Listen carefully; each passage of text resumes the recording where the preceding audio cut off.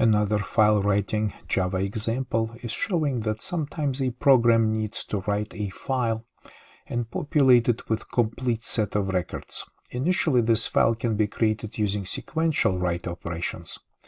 If a certain record size is maintained consistently, then later this file can be accessed arbitrarily in random access mode.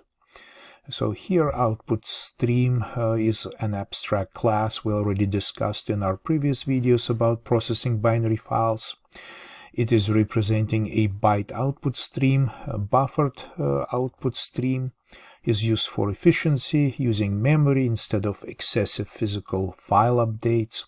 And the buffered writer has the write method like this that takes the contents of the string and writes it into the file.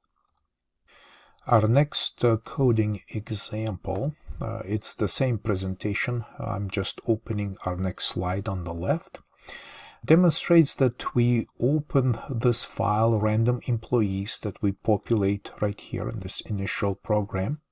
Just like in our previous video, we have our file channel and the byte buffer helper object, and we set the writing location at record position number 2, which by the way will give us the starting position of the record number 3 in the file, and because the offset of the initial record is 0.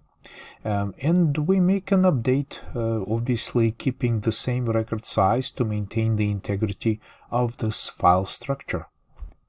So initially we created these sequential records, but now we have switched to using random access using FileChannel to writing bytes.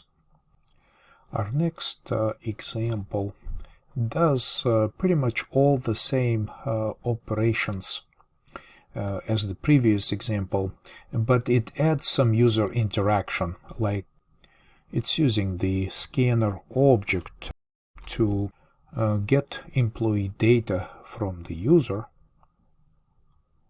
including employee ID, employee name, pay rate, and then using this ID to set position to that specific record, basically using external employee ID as the internal record number.